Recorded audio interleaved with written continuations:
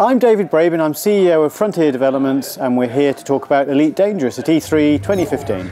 3, 2, 1, engage. Okay, so first of all, what was your kind of vision for Elite Dangerous? Obviously, the original game was the template. What was the overall vision for this one? I think it was, well, I wanted our galaxy. I wanted to do it bring it right up to date. I wanted the night sky and everything. But I wanted us all to create a great game where we could see it living for a long time, if you like. So a place where people are going to want to play and do what they like.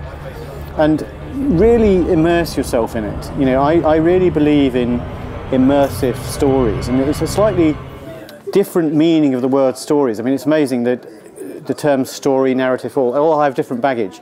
But what I mean by it is when I was a kid, I loved reading science fiction. I read masses of it.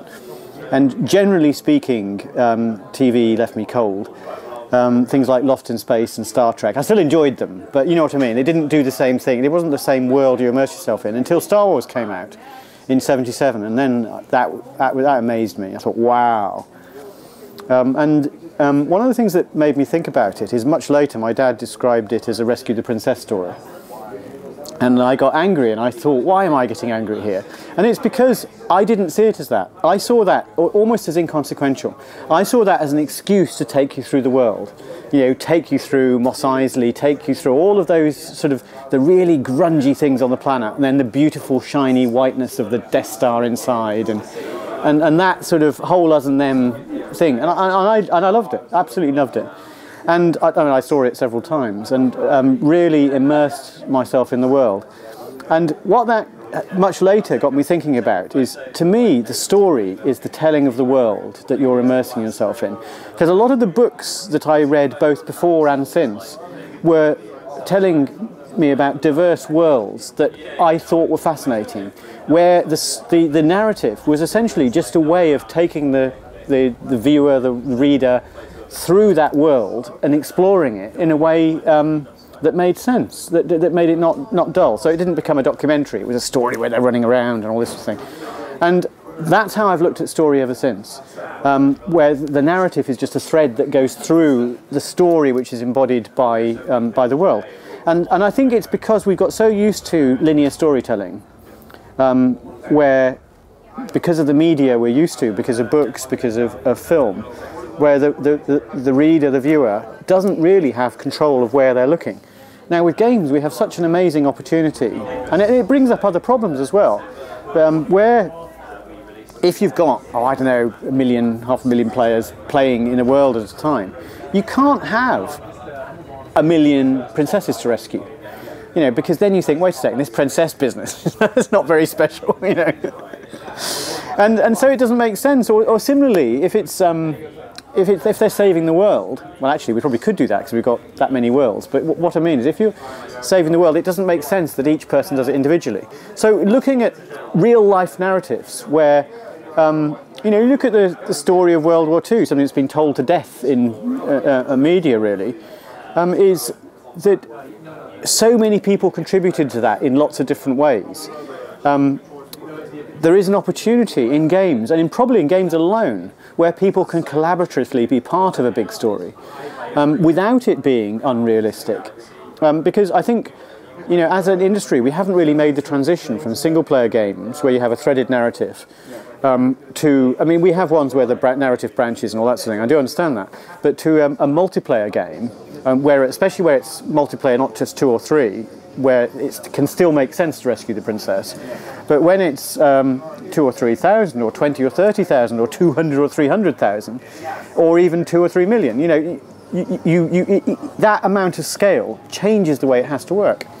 And this is where we've come up with a sort of approach in Elite, where you can, by your actions, overthrow governments.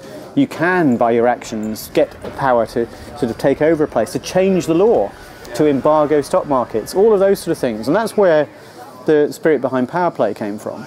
Okay. You're talking about the numbers and the scale and whatever. I mean, initially that can seem quite daunting. So have you kind of made that accessible, especially to console players who might find it a bit off-putting? Absolutely. I mean, firstly, don't worry about it. You know, this is a fun game about doing what you like in space. And the other thing that I would say to console players specifically, but it applies to everybody, is if you think back, maybe sort of 10 years ago, your first-person shooter, and how so many people, when I saw them introduced to first-person shooters, ended up looking at their feet. They just didn't get used to the dual analog thing, and there are so many buttons, but surprisingly quickly it clicks, and you get used to it, and you don't even think about it. You think, oh, I'm running over there, oh Christ, and you're running around, oh, I'll get him, it clicks. Now with this game, you will have that looking at your feet experience when you first play it, and there's no shame in it. It happens to everybody, but it will click, so persist. And it's great, it's wonderful, and it's something quite different, something that I've not seen on console. The whole, that feeling, flight simmy type feel, which I think is very rich. And we've got so many dimensions that once you've done that, once you've mastered flying the ship, you'll then start learning about heat mechanics and how you can make your ship almost invisible by keeping it cool. Because the scanner at the bottom, where you can see other ships, is worked by radiation, by heat radiation, which you can keep down. So, for example, if you fit weapons that don't give out much heat, you'll be much more... They'll only see you when you're quite close. And you can do things like sneaking past police like that. They just can't see you, because you will be a tiny dot that's not particularly visible. But because you don't show on their scanner, they won't notice you. And that's true of other players. Other players, they could be coming and getting you as a player, and you can't see them because they've gone cold. Especially if there are lots of asteroids around, they can sort of hide behind them. And so there are all sorts of layers and layers of mechanics that you can learn, much like games like Call of Duty, where there is a lot of subtlety beyond the obvious in-your-face running around killing people. And I think that's the richness of this game. And there are other things to learn. Some players are very, very good. So we have, our ships fly a bit like aeroplanes, and that's because we have something called flight assist, where the computer on your ship does a sort of fly-by-wire job, where it's working all the thrusters so it feels like an aeroplane. And you can turn, and you sort of essentially sort of skid, if you like, but you can turn it off. And then it's a bugger to fly. Oh, really? But you can do things you can't otherwise do, like flying backwards, turning on the spot, and all this sort of thing. And you have to know what you're doing, and it's not for the faint-hearted. I can't do it very well at all. And there are some people here, particularly our ambassadors, who are expert at it. And so there are layers and layers of skill that you can learn, and that's just at flying the ship. And then on top of that, you can choose to make money trading, you can choose to make money being a bounty hunter, being an assassin, being an explorer. You can just head out into the unknown and see the true vastness of space and get your name associated with a particular star system. We've got the whole night sky is in the game, the whole galaxy, 400 billion star systems. Approximately 160,000 of those are real, that have been typed in from databases.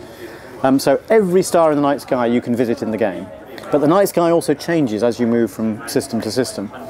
And it's that sort of richness. Even though players are exploring and finding new systems many per minute, continuously, day and night, we've still only had, I think it's 0.0001% of the galaxy has been explored. That's crazy. And counting. Yeah. But the point is, it's going to take tens of thousands of years before you've even made a decent dent in it. Wow, that's insane. So a game with so many layers, so complex, was it quite difficult to kind of adapt that for consoles, especially with the controls and what? Well, we've had the controls on the Xbox controller now since December 2013, and people have been playing with those on PC. A lot of our PC players do play with Xbox controller. So the control's already quite mature. We've created a modified version of it for console, so you don't do anything on the keyboard. We have something called context menus. PC players can still use it. It's a new thing that's going to go in for PC players as well, and it works well. But I actually think that we downgrade implicitly console players by imagining there's somehow a lesser breed, and I don't agree with that. I consider myself a PC gamer and a console gamer at the same time, and it's more a case, almost a case of venue rather than different people. The console is typically under the TV in the sitting room, whereas the PC is at a desk. And there are so many things about the game that are a natural fit to the console. Our audio team have done such a great job with the sound, but sadly most PC players just play it on little speakers this high on the desk. Whereas in the sitting room, you're probably going to have a decent hi-fi, or at the very least, if you're on a big TV, it will have reasonable sized speakers inside it. So I think it's more, as I was saying, it's more one of venue. You might want to play for a shorter play time because it's not just you in the sitting room. And that's one of the things we've said that something called CQC Championships that you may have heard about already are coming soon to Xbox. So we've got the full game on Xbox today, and that brings in a whole new way of playing the game. And hopefully it will smooth out the learning curve a little bit as well, because that's something I am worried about. The learning curve is a challenge, but that's because there is so much to learn. You know, it's not a dumbed down game. This is a big game. But we have training missions that you can do, and you can play those for up to an hour before you choose to buy the game. We have the close quarters combat, where you can hone your skills flying against other players, but not risking your ship or anything. It doesn't matter if you don't win. And then you can go into the game, and it's up to you how quickly you decide to go to dangerous places or whatever. You can just trade if you want to make money. You can just go and explore. Okay, nice. You said earlier you're one of the first games on the Xbox Game Preview program. We're equal first. Oh, equal first, okay. Do you feel like this is kind of a game changer for consoles in a way? I think it's very interesting, very interesting. I think that there is a community. I mean, I've said, I just say I'm a console gamer as well as I would love this sort of thing. See a game, an early access game if you like, and it's a new thing. I don't think everyone will participate, but a lot will, and they'll have fun. Going back to Elite Dangerous specifically, was it tough to populate such a big play area with activities, things to see and do? Is it kind of procedurally generated? Is there stuff behind the, under the bonnet? Well, there's a whole lot of infrastructure generating missions, and it's rich. A lot of those fit into the story. So as you see, powers are trying to take over a system. You'll see lots of missions that are relating to that, whether it's supplying people who are destabilizing a system, or whether it's the defensive forces trying to shore up the defenses of a system. So. There's a lot of context to that, including the normal sort of background of missions that are in the game. So there is a lot of richness there, and that when people go out exploring, the whole point of exploration, I think, is there's a little bit of needle in the haystack looking for. For example, you get a much bigger financial reward for discovering an Earth-like world than you do for just discovering a system where there's nothing there. So. It's not that you don't get nothing because it's useful to know, all right, there's nothing there, we won't bother exploring further. But what we're seeing at the moment is just the very top level of exploration, where you're visiting a system. As things unfold, you get more and more things where exploration might require you to go down to the surface. So all sorts of things that can come over time. Is there kind of a narrative through line then? Could you just play from start to finish and? There's no finish really. What you're doing is the obvious goal would to become elite, and there is an achievement for becoming elite in all three categories. So you can become elite by combat, you can become elite through trading, or you can become elite through exploration.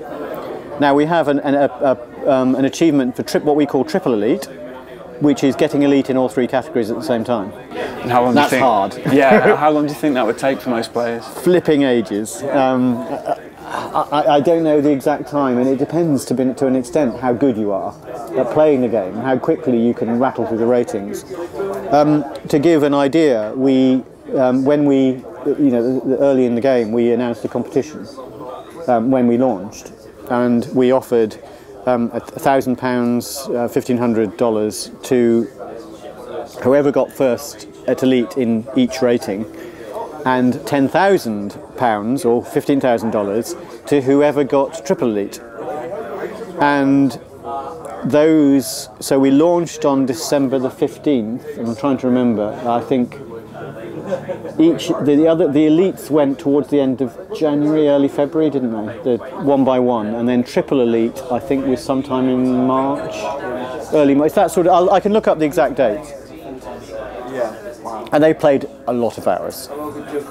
No, I mean, to give an idea to get to triple elite, I think it took the guy who won just under 1,000 hours of gameplay.